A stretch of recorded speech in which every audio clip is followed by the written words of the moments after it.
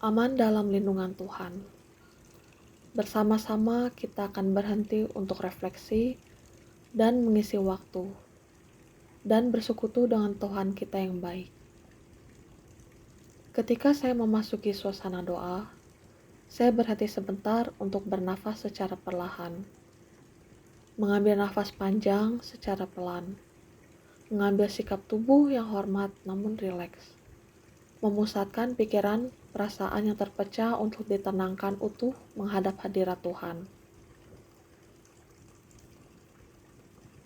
Bapa di surga, terima kasih Bapa, karena kasih setiamu selalu baru setiap hari.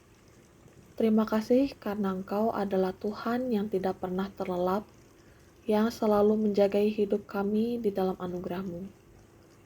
Saya bersyukur bahwa tidak ada sesuatu apapun di dalam dunia ini yang dapat menghalangi kasih-Mu kepadaku. Tidak ada yang dapat memisahkan kasih saya dari kasih Tuhan.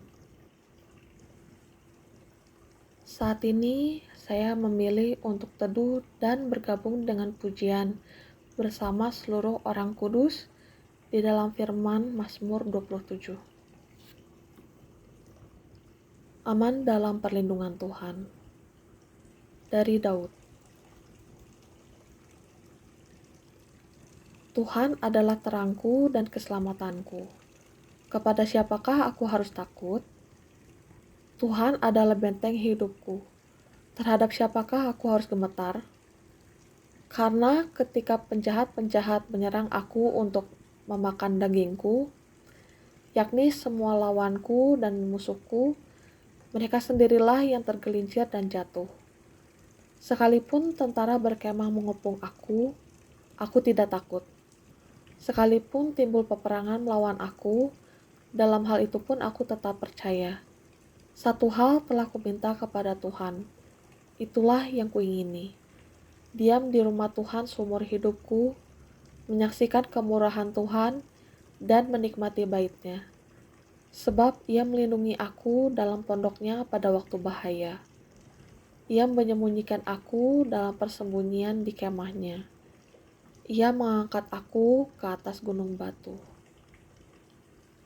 Mazmur 27 ayat 1-5.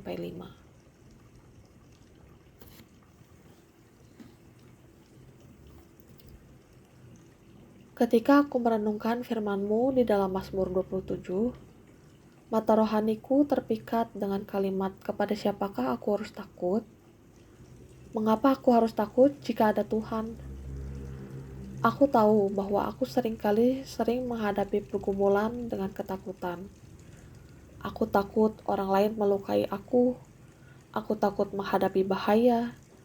Aku takut terluka. Aku takut akan apa yang orang pikirkan tentang aku. Masih banyak mungkin tema ketakutan-ketakutan yang aku hidupi. Aku ingin belajar seperti pemazmur ketika ia dalam bahaya. Aku bertanya refleksi kepada diriku sendiri. Tuhan adalah terangku dan keselamatanku. Kepada siapakah aku harus takut? Tuhan adalah benteng hidupku. Terhadap siapakah aku harus gemetar? Bapa di surga, aku mau belajar jadi kuat oleh kasih karunia dalam Kristus Yesus. Aku percaya bahwa segala perkara dapat kutanggung di dalam Tuhan yang memberikan kekuatan kepadaku. Aku juga percaya bahwa pencobaan-pencobaan yang kuhadapi adalah pencobaan biasa yang tidak melebihi kekuatanku. Bapa, kuatkanlah imanku. Ajarkan ketika aku takut, aku percaya kepadamu. Tolong aku, Bapa. Bapa, sumber kekuatan, tegakkanlah kepalaku berani menghadapi bahaya apapun di dalam hidup ini. Tuhan Yesus, gembalaku yang baik, ajarkanlah aku tidak takut bahaya, walaupun harus melewati lembah kekelaman bayang-bayang maut. Roh Kudus, terima kasih sudah memberikan aku bukan roh ketakutan, tetapi roh yang membangkitkan kekuatan, kasih, dan ketertiban. Tuhan, namamu adalah menara yang kuat. Kesanalah orang benar berlari dan selamat. Tuhan Yesus, Namamu penuh kuasa, dan dalam namamu bertekuk lutut segala yang ada di langit, dan yang di atas bumi, dan yang di bawah bumi. Tuhan, aku teringat firman-Mu di kitab Yesaya 43 ayat 1. Tetapi sekarang, beginilah firman Tuhan yang menciptakan engkau, hai Yakub, yang membentuk engkau, hai Israel. Janganlah takut, sebab aku telah menebus engkau. Aku telah memanggil engkau dengan namamu.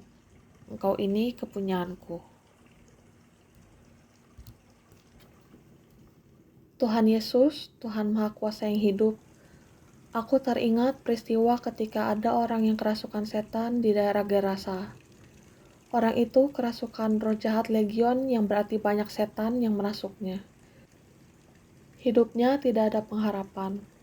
Hidupnya ada di dalam kekalutan dan kekacauan yang luar biasa.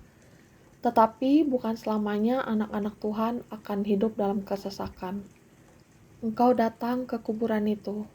Engkau berhardik dan setan-setan itu pun pergi. Orang itu kembali sadar dan berpakaian. Kekacauan terbesar dalam hidupnya sudah diusir. Anugerah dan belas kasihan Tuhan mendatanginya. Tuhan Yesus ajarkan bahwa apapun gejolak, badai, dan gelombang yang kami alami, baik dari natural, manusia maupun kuasa supranatural, semua ada di dalam kuasa kendali-Mu.